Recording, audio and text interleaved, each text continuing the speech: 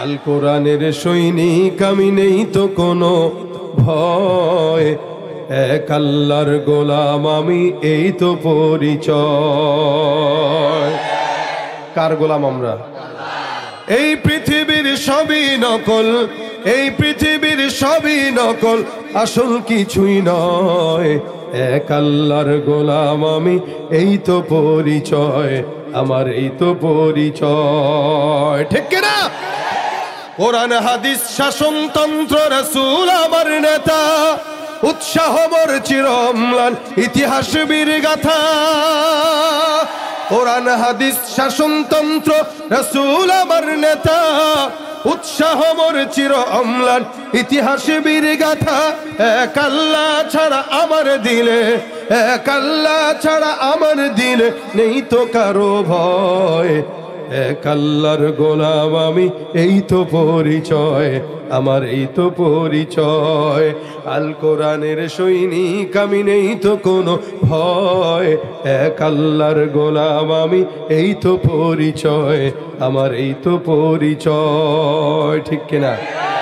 কি হবে আলেম হয়ে ইমাম সেজে সমাজেতে, পারো যদি সত্য কথা উচ্চ স্বরে না বলিতে। কি হবে আলেম হয়ে ইমাম সেজে সমাজেতে, পারো যদি সত্য কথা উচ্চ স্বরে না বলিতে। চাকরির ভয় করো যদি, ছেড়ে দাও ওই না গদি, চাকরির ভয় করো যদি, ছেড়ে দাও ওই না গদি। কি হবে ধোঁকা দিয়ে আল্লাহকে, কি হবে বেঁচে থেকে অযথা বিদ্যা শিখে, যদি না গড়তে পারি শোষণবিহীন সমাজটাকে। ঠিক না? কি হবে কিতাবাদির তালিম দিয়ে মাদ্রাসাতে, যদি ওই খোদার কোরআন নিষিদ্ধ হয় আদালতে। কি হবে কিতাবাদির তালিম দিয়ে মাদ্রাসাতে, যদি ওই খোদার কোরআন নিষিদ্ধ হয় আদালতে। কাফনের কাপড় মাথায় ময়দানে আয় ছুটে আয়, কাফনের কাপড় মাথায় ময়দানে আয় ছুটে আয়।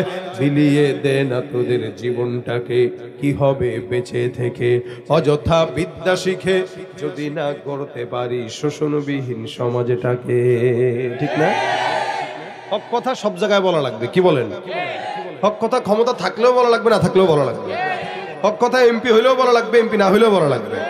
হক কথা আলেমদেরও বলা লাগবে, আপনাদেরও বলা লাগবে।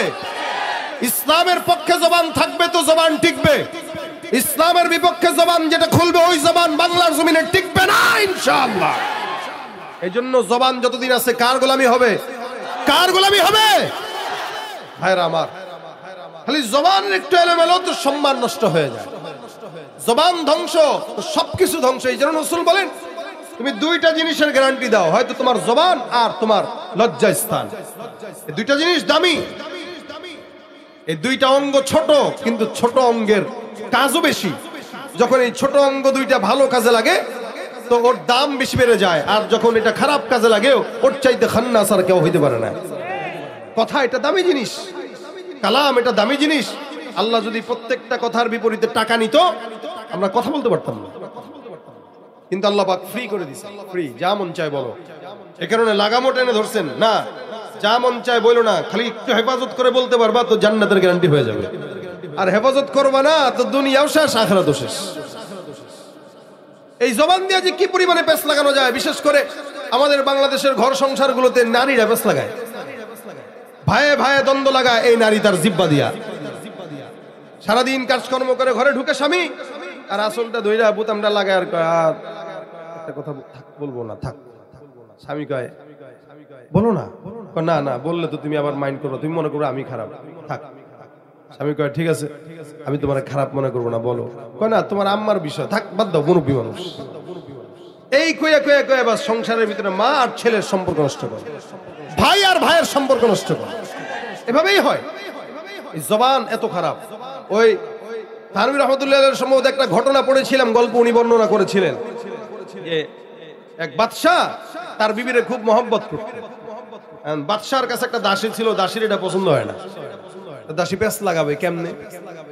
দাসী পেঁচ লাগানোর নিয়ত করিয়া স্বামীর বাদশারে ডাক দিয়া বলতেছেন, বাদশা মহোদয়, আপনি তো আমার তেমন বেশি ভালো টালো পান না, তবে আপনার আমি একটা জিনিস বলি, আপনি বিশ্বাস আজকে না করলেও কালকে করতে বাধ্য হবেন। বলে বলো কি?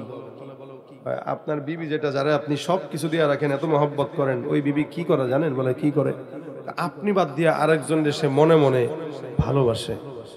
এটা কি বলে না, আমার বিবির মতো বিবি আর হয় না, তুই আমারে সন্দেহ ঢুকাই দিছিস? বলে না, সন্দেহ না, এটাই বাস্তব।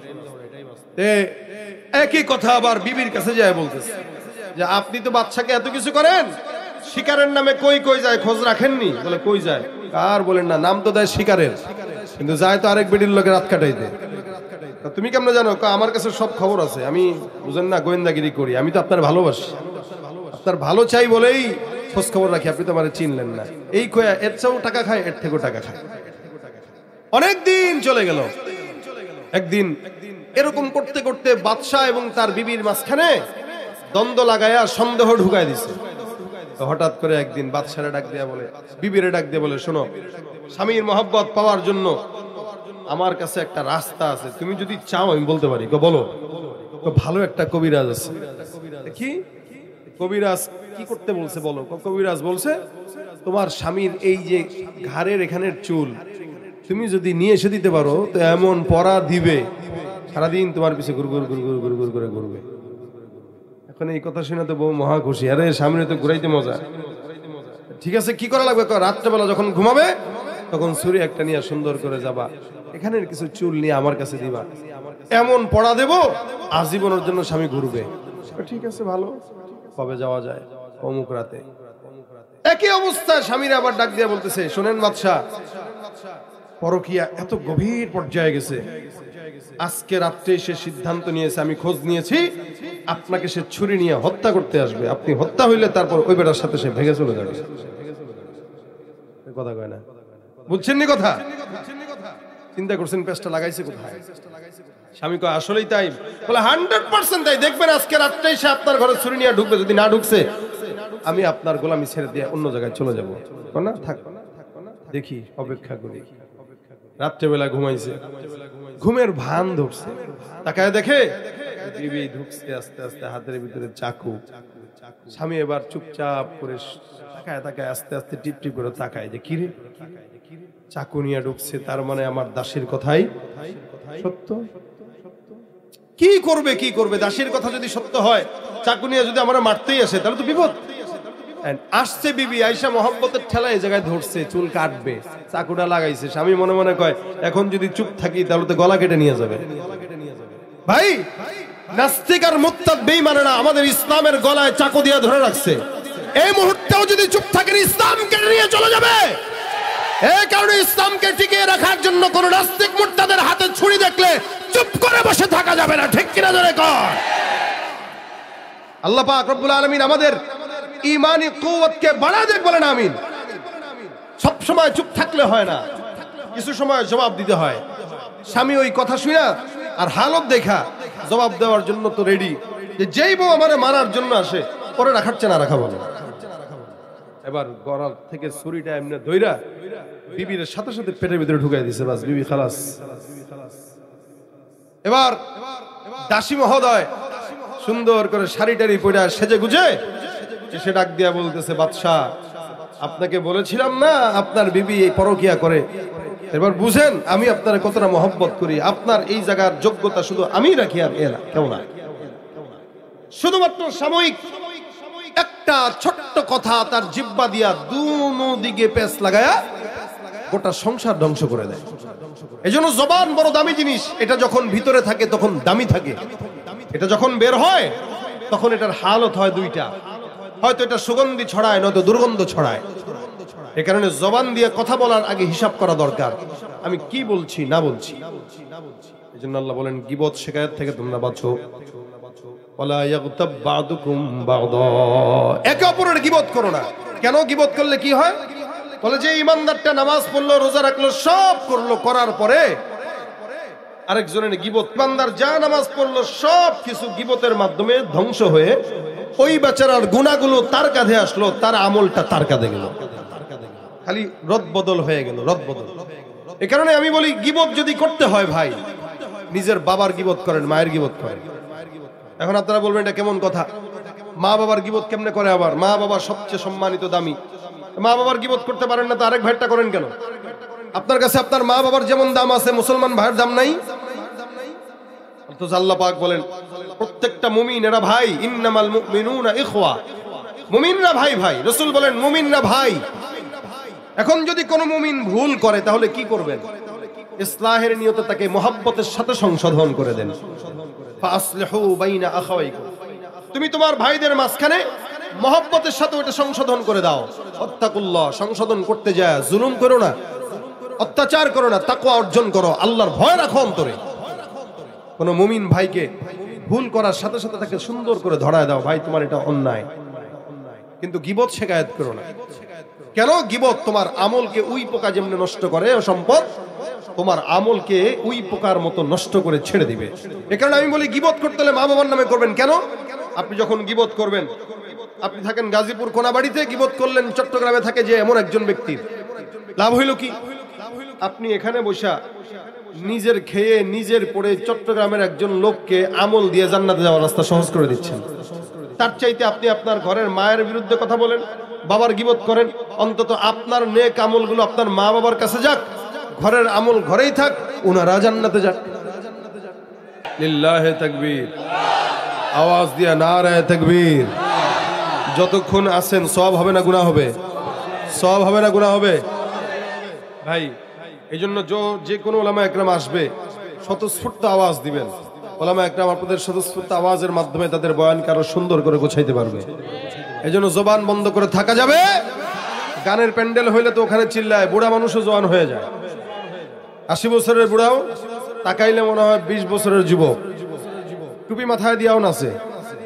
খেলোয়াড় যখন খেলে তখন স্টেডিয়ামে দেখবেন সব জওয়ান হয়ে যায়, নাচানাচি শুরু করে। একটা গোলের জন্য যদি আওয়াজ দিয়া গলা ফাটাইতে পারে তো আল্লাহর জন্য আওয়াজ দিয়া গলা ছিটতে রাজি আছে? নারে তাকবীর!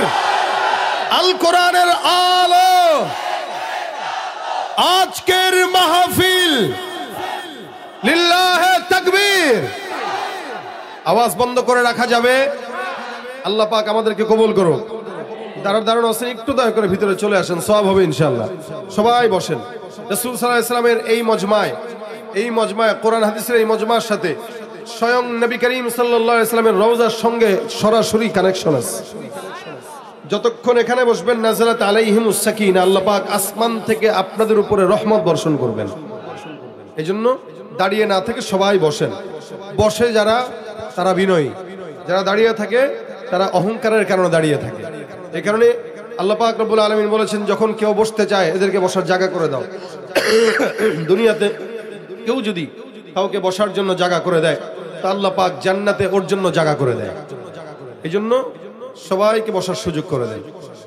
আমি আপনাদের সামনে আয়াতে কারিমার একটি অংশ বিশেষ তেলাওয়াত করেছি, যে আয়াতে আল্লাহ পাক ইমানদারদেরকে একটি গুনাহ থেকে বাঁচার জন্য আদেশ করেছেন। যেমন এদেশে অনেক মানুষ আছে, কিছু বেঈমান কিছু ইমানদার। বেঈমানদের গুনাহ একরকম, ইমানদারদের গুনাহ আরেক রকম। বেঈমানরা জিনা করে, ঘুষ খায়, সুদ খায়, চুরি করে, সন্ত্রাসী করে, ধর্ষণ করে, হত্যা করে। এগুলা যারা ইমানদার দাবি করে কিন্তু ইমান রাখে না, নামাজ কালাম পড়ে না, এদের গুনাহ। কিন্তু যারা 5 ওয়াক্ত নামাজ পড়ে, ইমানদার, কোরআন তেলাওয়াত করে, রোজা রাখে, হজ করে, যাকাত দেয়, এদের গুনাহ ভিন্ন রকম। এরা ঘুষ খায় না, এরা সুদ খায় না, জিনা ব্যভিচার হয়তো করে না, কিন্তু এদের পছন্দের একটা গুনাহ আছে, যেই গুনাহ এরা ঈমানের আমলের জজবা মনে করে করে, নাজাতের উসিলা মনে করে করে। সেই গুনাহটার নামটাই হচ্ছে গীবতের গুনাহ। অর্থাৎ মসজিদে বসলো তো কিছুক্ষণ তারবিয়াত দিচ্ছে, আলম জিকির আজকার করতেছে, জিকির করার পরেই দুইজন মিলে বসে বসে গল্প করার নামে শুরু হয়ে যায় গীবত। আবার যখন করে তখন এমনি বলে, ভাই একটা কথা আপনারে বলি, যদিও গীবত হয় শুনেন, এমনি কইরা তারপরে শুরু করে। কি যদিও গীবত হয় তারপরেও শুনেন। ভাই গীবত হলে বলেন কেন? না, গীবত হইলেও ভাই ওরটা বলা গীবত হবে না, কারণ ও সামনে আনেন আমি তার বলতে পারবো, ফতোয়া দিয়ে দিচ্ছি, ওরা সামনে আনেন আমি বলতে পারবো। অথচ আল্লাহ পাক এটাকে মারাত্মক একটা গুনাহ বলে আখ্যায়িত করেছেন। নবী করিম সাল্লাল্লাহু আলাইহি ওয়াসাল্লাম এটাকে অনেক বেশি জবরদস্ত একটা গুনার ব্যাপারে আখ্যায়িত করেছেন। যেমন মানুষ জিনা করে, এটা একটা মারাত্মক গুনাহের কাজ, গুনাহে কাবীরা। এই যে জিনা, ব্যভিচার, রাসূল করিম সাল্লাল্লাহু আলাইহি ওয়াসাল্লাম বলেন গীবতের গুনাহটা এত মারাত্মক গুনাহ যেটা জিনার চাইতেও অনেক খারাপ। কিভাবে? আপনি জিনা যখন করলেন তখন আপনি আপনার নাফসান গুনাহ করলেন। এই গুনাহর ব্যাপারে কেউ জানে না আপনি ছাড়া, আল্লাহ ছাড়া। আপনি আল্লাহর কাছে গোপনে মাফ চাই নেন তো আল্লাহ পাক মাফ করে দিবেন। কেউ যখন গুনাহ করে তখন বান্দার ঈমানটাকে আল্লাহ তার সিনাত থেকে, কলব থেকে উঠায় নেয়, ওটা ঝুলন্ত থাকে। আবার যখন গুনাহ শেষ তো আল্লাহ পাক ঈমানটাকে ফেরত দিয়ে দেয়। জিনা এরকম একটা গুনাহ, যখন করে তখন ঈমানটা তার বডিতে থাকে না। আল্লাহ আমাদের হেফাজত করুক, বলেন আমিন। ঈমানটা তার বডিতে থাকে না, তো ঈমান উঠে যায়। যখন জিনা শেষ হয় তখন ঈমানটা আল্লাহ পাক তার কাছে ফেরত দেয়। তো ওই বান্দার জন্য আল্লাহ পাক আবার নির্দিষ্ট সময় দিয়ে দেয় যে এর ভিতরে যদি বান্দা তওবা করে তো মাফ করে দিব। গুনাহ চায়, গুনাহ যদি আল্লাহর কাছে মাফ চায় তো মাফ করে দিবে, কারণ এটা বান্দার ব্যক্তিগত গুনাহ, এটার সঙ্গে আরেক বান্দার কোনো হক জড়িত নয়। কিন্তু গীবতের গুনাহ সম্পূর্ণ বান্দার হক নষ্ট করার গুনাহ। রাসূল সাল্লাল্লাহু আলাইহি ওয়াসাল্লাম বলেন আল গীবাতু আশাদ্দু মিনাজ জিনা, এটা জিনার চাইতেও মারাত্মক গুনাহ। কেন? বলে জিনা করছে, ও মাফ চাইছে তো আল্লাহ মাফ করে দিয়েছে, কিন্তু গীবত যার করবে যতক্ষণ সে মাফ না করবে আল্লাহ নিজেও মাফ করবে না। এখন আপনি কার গীবত করলেন ওরে পাবেন কই? এইজন্য আল্লাহ পাক বলেন ইয়া আইয়ুহাল্লাযীনা আমানু ইজতানিবু কাসীরাম মিনাজ জন। আর মানুষ গীবত যখন করে তখন অধিকাংশ মিথ্যা ধারণা থেকেই বান্দারা গীবত করে। জানেও না, কিছুই না, কিন্তু ধারণা করলো যে অমুক বান্দা মনে হয় এরকম। কোনো একটা সিনেমা হলের সামনে দিয়ে কোনো হুজুরকে যেতে দেখলে হয়তো কেউ দাঁড়ায় দাঁড়ায় দূর থেকে বললো ওই যে আমাদের মাদ্রাসার মুতামিম না, বলে ওখান দিয়ে যায় জ্ঞান, তার মানে মনে হয় দেখছে। এই যে মনে হয় দেখছে বলে আরেকজনকে লাগায়, জানোস বেটা আমাদের হুজুর তো খারাপ, দেখলাম সিনেমা হল থেকে বের হইছে। এই যখন আবার আরেকজনের কাছে বলে, সে আবার মজা লাগায়া একটু ঘি টি ঢেলে তারপরে বলে আমাদের এলাকার হুজুরের সিনেমা দেখার অভ্যাস আছে, কখনো কখনো দেখে। এরকম করে করে ছোট্ট থেকে ছোট্ট জিনিস বড় হতে হতে বিশাল বড় তাল হয়ে যায়। আল্লাহ নবী সাল্লাল্লাহু আলাইহি ওয়াসাল্লাম বলেন এই যে শোনা কথা যখন তোমরা শুনলা আর বললা, এই শোনা কথা আরেকজনকে বলার মাধ্যমে মিথ্যাবাদী হওয়ার জন্য এতটুকুই যথেষ্ট, আর কিচ্ছু দরকার নেই। অল্প এটা বান্দাকে মিথ্যাবাদী হওয়ার জন্য যথেষ্ট করে দেয়। ভাইরা আমার, শুধু তাই না, আল্লাহ পাক রব্বুল আলামিন এই কারণে বলেন কোন ইমানদার, কোন ফাসিক যখন কোন মুমিনের কাছে এসে বলবে, আরেকজন ইমানদারের ব্যাপারে কোনো কথা বলবে, আল্লাহ পাক বলেন ইয়া আইয়ুহাল্লাযীনা আমানু ইন জাআকুম ফাসিকুম বিনাবাইন ফাতাবায়ানু। কোন ফাসিক যখন তোমাদের কাছে অন্য কারো ব্যাপারে গীবতের জন্য আসবে, বলবে, তোমরা ওই বান্দার কথাটা শোনার সাথে সাথে বিশ্বাস করো না, আগে যাচাই বাছাই করো তারপরে বিশ্বাস করবা। এই জন্য আল্লাহ পাক সতর্ক করলেন, খবরদার জবানের হেফাজত করবা, কারো ব্যাপারে ভুল ধারণা করবা না। ইন্না বা'দাজ জন্নি ইসমুন, অধিক ধারণায় বান্দা যেটা করে, রাকসার ধারণাই বান্দার জন্য অন্যায় হয়, পাপ হয়, গুনাহ হয়। আল্লাহ পাক তারপরে বলেন ওয়ালা ইয়াগতাব বা'দুকুম বা'দা, একে অপরের গীবত করবা না, শিকায়াত করবা না, পরনিন্দা করবা না। কারণ কি? গীবত যদি কোনো ইমানদার বান্দা আরেকজনেরটা করে, আল্লাহ পাক বলেন মৃত ভাইয়ের গোশত খাওয়ার মতো অপরাধ সে করলো। মৃত ভাইয়ের গোশত খাইতে কেউ পছন্দ করে না, কিন্তু এমনি গোশত খাইতে পছন্দ। মানুষ যেমন মুরগির গোশত, গরুর গোশত এগুলো খেতে পছন্দ করে, গোশত জিনিসটাই মানুষের কাছে পছন্দের, ঠিক তেমনি ভাবে গীবতটাও গোশত খাওয়ার মতো পছন্দের একটা জিনিস, কিন্তু সে জানে না কিসের গোশত খাইছে। এই জন্য আল্লাহ পাক বলেন আইয়ুহিব্বু আহাদুকুম আইয়াকুলা লাহমা আখিহি মাইতান ফাকারিহতুমু, তোমাদের ভিতরে কোন ইমানদার কি এটা পছন্দ করবে সে যে তার আপন মরা ভাইয়ের গোশত খাবে? না না, এটা কোন ইমানদার বান্দা পছন্দ করে না। কিন্তু ইমানদার বান্দারা গুনাহ করে ঠিক, মুসলমান নবীর উম্মত। এই কারণে মানুষ যা করে তার জবান দিয়ে করে, কিন্তু জবানটাকে আল্লাহ পাক রব্বুল আলামিন শুধুমাত্র আল্লাহর গোলামির জন্যই দিয়েছেন, ঠিক কিনা? আরে ভাই, জবানটা আল্লাহর নাম নেওয়ার জন্য, জবানটা আল্লাহর নিয়ামত। এটা দিয়া বান্দা গীবত করবে, মিথ্যা বলবে, এটার জন্য আল্লাহ দেয় নাই। এটা দিয়া নেতার গোলামি করবে, এটার জন্য আল্লাহ দেয় নাই। জবান দিয়েছেন শুধুমাত্র আল্লাহর নামের জিকিরের জন্য আর ইবাদত গুজারের জন্য। এই কারণে এটা এত বড় একটা নিয়ামত, যেই নিয়ামতটা আপনার আমার হাত আছে, হাতের ব্যথা আছে না? কথা বলেন আছে কিনা? পা ব্যথা করে কিনা? পেট, পিঠ, কোমর, এমন কোন অঙ্গ প্রত্যঙ্গ নাই মানুষের যেটা ব্যথা করে না। গলা ব্যথা, আমার এই ঠান্ডায় আপনারা আমার গলার আওয়াজ শুনে বুঝতে পারতেছেন। আমি যেই লোক 2-1.5 ঘন্টা বয়ান করলে কোনদিন চা লাগে না, সে আমি ঠেলায় পরে এখন একটু মুখে দিচ্ছি, তার মানে গলার অবস্থা তেমন ভালো না। এটা বলতে বলতে বলতে বলতে অবস্থা বেগতিক হয়। মানুষের প্রত্যেকটা অঙ্গ প্রত্যঙ্গের অসুস্থতা আছে, ব্যথা আছে, কিন্তু জিহ্বাটাকে আল্লাহ পাক এমন ভাবে বানিয়েছেন, মরণ জন্ম থেকে নিয়ে মৃত্যু পর্যন্ত মা মা করে কানবে, কথা বলবে, কোনোদিন জিহ্বা বান্দার ব্যথা হয় না। কেন? এই জিহ্বাটা দিয়ে আল্লাহ পাক শুধুমাত্র তার জিকিরের জন্য বানাইছেন, যে জিহ্বা দিয়ে তুই আমার জিকির করবি, অমুক নেতার চরিত্র ফুলের মতো পবিত্র, এটা দেওয়ার জন্য তোরে পাঠাই নাই।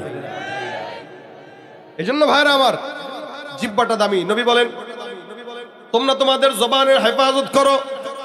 আল্লাহ পাক রব্বুল আলামিন বলেন, আল্লাযীনা হুম আনিল লাগবি মুরিদুন, যারা ইমানদার মুমিন বান্দা, যারা সফল কাম, এরা তাদের জবানকে হেফাজত করে, এরা অনর্থক কথা থেকে নিজেরা বাঁচায়। আমাদের সমাজে চায়ের দোকানগুলোতে যায় দেখবেন, এখানে মোটামুটি ছোটখাটো একটা সংসদের আসর বসে। এই সংসদের ভিতরে চাওয়ালা হলো স্পিকার, আর যারা চা খাইতে আসে এরা সব হলো মন্ত্রী এমপি। বসা বসা যত প্রকার গীবত আছে সব গীবত চায়ের আড্ডাখানায় হয় কিনা। ছোটখাটো সংসদ কায়েম করে দেয়। এই জন্য ভাইরা আমার, আল্লাহর নবী সাল্লাল্লাহু আলাইহি ওয়াসাল্লাম বলেন, নাজাত যদি পেতে চাও, জান্নাত যদি পেতে চাও, তোমাদের জন্য 2টা অপশন আল্লাহর নবী বলেন। 1 নাম্বার, কোন ইমানদার বান্দা, ওই বান্দা যদি তার 2 চোয়ালের মাঝ ভর্তিবার জায়গায় যে জিনিসটা আছে ওইটার হেফাজত করে, অর্থাৎ জবানের হেফাজত করে। আল্লাহর নবী বলেন, কোন ইমানদার বান্দা যদি তার জবানের হেফাজত করে, তার জবানের গ্যারান্টি দেয়। আর কোন ইমানদার বান্দা যদি তার যৌনাঙ্গের অথবা তার লজ্জাস্থানের গ্যারান্টি দেয়, আল্লাহর নবী বলেন, এই 2টা জিনিসের গ্যারান্টি কোন ইমানদার দিবে, আমি নবী তাকে আল্লাহর জান্নাতের গ্যারান্টি দিয়ে দিব। আমার পয়গম্বর বলে দিয়েছেন, তুমি তোমার জবানের হেফাজত করবা আর তোমার লজ্জাস্থানের হেফাজত করবা। এই 2টা জিনিসের গ্যারান্টি তুমি যখন দিবা, আমি আল্লাহর নবী তোমার জান্নাতের গ্যারান্টি দিব। এই জন্য আবু বকর সিদ্দিক রাদিয়াল্লাহু তাআলা নিজাম ছিল, কখনো কখনো উনি কোন জায়গায় দাঁড়ায় দাঁড়ায় বসে বসে উনি ওনার জিহ্বাটাকে এই পর্যন্ত বের করে টানাটানি করতেন। ওনার জিহ্বাকে ডানে নিতেন, বামে নিতেন, সামনে পিছনে নিতেন, জিহ্বাটাকে বারবার কেমন যেন শাস্তি দিতেন। একদিন আমিরুল মুমিনিন ওমর ডাক দিয়ে বলে, হে আবু বকর, তোমার জিহ্বাটাকে তুমি কারবার কেন এদিক সেদিক নাও? তোমার জবানটাকে তুমি কেন কষ্ট দাও? জিহ্বাকে কেন কষ্ট দাও? আবু বকর সিদ্দিক রাদিয়াল্লাহু তাআলা বলেন, শুনুন, আমি জীবনে যতবার বিপদে পড়েছি, যত মানুষকে বিপদে পড়তে দেখেছি, প্রত্যেকটা মানুষকেই শুধুমাত্র তার জবানের কারণেই পদস্খলন হতে দেখেছি। জবান দিয়া যখন বলে ফেলায় রাজাকার, তখন ক্ষমতাও থাকে না। জবানের স্লিপ কাটলো, ইজ্জতের স্লিপ কেটে গেছে, ক্ষমতার স্লিপ কেটে গেছে। এই জন্য খুব লক্ষ্য করবেন, জবান দিয়া কোনো ওলামা একরামের বিরুদ্ধে কথা বলবেন না, তাহলে আপনারও ইজ্জত থাকবে না। এই বাংলাদেশে যারাই ইসলামের বিরুদ্ধে জবান খুলছে, তাদের ক্ষমতাও টিকে নাই, গদিও টিকে না। কি হবে শেষ নবী? বুঝেন না কথাটা? ঘরের আমলটা ঘরেই থাক, কোনটা জান্নাতে যাক। তাও বলতে পারবেন যে না, আমি আমার মা বাবাকে অন্তত আমাকে জন্ম দিছে এই কারণে হইলেও অন্তত গীবত করে তাদেরকে জান্নাতে পাঠাই। কিন্তু না, যেই লোকটা জান্নাতে কখনো যাক এটা আপনি চান না, ওই লোককে নিজের অগোচরেই জান্নাতের রাস্তা সহজ করে দিচ্ছেন শুধুমাত্র গীবতের নামে। এই জন্য গীবত শিকায়েত মারাত্মক অন্যায় কাজ, মারাত্মক খারাপ কাজ। কারো ব্যাপারে না জেনে কোনো কথা বলা দরকার নেই। আমি জানি না, বাস চুপ থাকবো। তাকে চিনি না, চুপ থাকবো। কিন্তু অযথা তার বিরুদ্ধে কথা বলে নিজের আমল নষ্ট করা দরকার নাই। আম্মা জান আয়েশা রাদিয়াল্লাহু তাআলা আনহা, নবী করিম সাল্লাল্লাহু আলাইহি সাল্লাম এর সামনে একবার ওনার ঘরে একবার হযরত সাফিয়া ঢুকতেছিলেন। সাফিয়া রাদিয়াল্লাহু তাআলা আনহাকে আম্মা জান আয়েশা দেখে বলতেছেন, সাফিয়া তো হাকাদা হাকাদা, সাফিয়া তো এরকম এরকম, দেখতে হয়তো একটু মোটা বা কালো বা তার একটা অবস্থা বর্ণনা করেছে। নবী করিম সাল্লাল্লাহু আলাইহি সাল্লাম বললেন, হে আয়েশা, তুমি সাফিয়ার ব্যাপারে এই বললা যে, তুমি কি জানো তোমার এই কথাটা কতটা মারাত্মক খারাপ? যেই কথা যদি সমুদ্রের পানিতে ফেলা হতো, সমুদ্রের পানি কালো হয়ে যেত। আম্মা জান আয়েশা বললেন, রাসূলুল্লাহ, আমি তো তার কোনো দোষ বর্ণনা করতে চাইনি। রাসূল বলছেন, এটাই দোষ যে সে তার অগোচরে যেটা তুমি বলেছো এটা শুনলে সে কষ্ট পায়। অর্থাৎ কোনো মোটা মানুষ যাচ্ছে, আপনি হেঁটে বলেন ওই যে মোটকা যায়, মোটকা, এটা শুনলে সে কষ্ট পাবে, এটাই গীবত। নবী বলেছেন, আতাদরুনা মাল গীবা, এই তোমরা গীবত কি জানো? সাহাবা একরাম বললেন, না, আল্লাহ রাসূল ভালো জানেন। রাসূল বলছেন, যিকরুকা আখাকা বিমা ইয়াকরাহু, তোমার কোন মুমিন ভাইয়ের ব্যাপারে এমন কোন কথাবার্তা, আলোচনা যেটা তার অগোচরে বললে সে কষ্ট পায়, যে শুনলে কষ্ট পায়। এই জন্য কারো ব্যাপারে কেনায়াতানো কোনো গীবত করবো না। অর্থাৎ গীবতের অনেক ব্যাপার আছে, অনেক পন্থা আছে। যেমন কেউ মৌখিক কথার মাধ্যমে গীবত করে, কেউ ইশারার মাধ্যমে গীবত করে। অর্থাৎ একটা লোক যাইতেছে, এমনি দেখায়, চোখ দিয়া দেখায় দিল, এই চোখ দিয়া ইশারা, গীবত। অথবা ফেসবুকে কারো বিরুদ্ধে লেখালেখি করা, এটাও গীবতের অংশ। এখন তো আর মানুষ সামনাসামনি বলতে ভয় পায়, কিন্তু লিখতে ভয় পায় না। যা মন চায় লিখে দিচ্ছে, যা মন চায় বলতেছে, গীবতের অন্তর্ভুক্ত। একটা লোক গীবত, একটা বুহতান, একটা অপবাদ, মিথ্যা রটানো, এগুলো সব একই রকম গুনাহ, অন্যায়, খারাপ কাজ। শরীয়তে এগুলোর বিচারও আছে। এই জন্য ভাইরা আমার, গীবত করে আমরা আমাদের যে ব্যক্তিগত আমলগুলো আছে এগুলো নষ্ট করব না। গীবত, শিকায়েত, পরনিন্দা থেকে আল্লাহ পাক আমাদেরকে হেফাজত রাখুক, বলেন আমিন। গীবত কখন করবেন? দুইটা সময়। যেমন কোন মানুষের মাধ্যমে যদি সমাজের কোনো ক্ষতি হয়, তাহলে গীবত করা জায়েজ। কারণ ওর ব্যাপারে, ওর মাধ্যমে সমাজের ক্ষতি হচ্ছে। ইয়াবা পাচার করে, গাঁজা পাচার করে, ফেন্সিডিল পাচার করে, গুনাহ করে, এলাকার ভিতরে চুরি চামারি, চোট্টামি, সন্ত্রাসী, ধর্ষণ, এগুলা করে বেড়ায়। এই লোকের ব্যাপারে মানুষকে সতর্ক করা আপনার ইমানি দায়িত্ব, এটা গীবত নয়। 2 নম্বর, দ্বীনের কোনো ক্ষতি করা কারো মাধ্যমে। অর্থাৎ দ্বীনের অপব্যাখ্যা যখন কেউ করে, যার মাধ্যমে সমাজের ক্ষতি হয়, ইমানদারের ইমানের ক্ষতি হয়, এই লোকের ব্যাপারে সতর্ক করা ইমানের দায়িত্ব। এটা কোনো গীবত নয়। এই দুইটা ব্যাপারে গীবত নয়, বরং এই কথাগুলা মানুষকে বলা, মানুষকে সতর্ক করা, এটা আপনার জন্য জরুরি, ফরজ।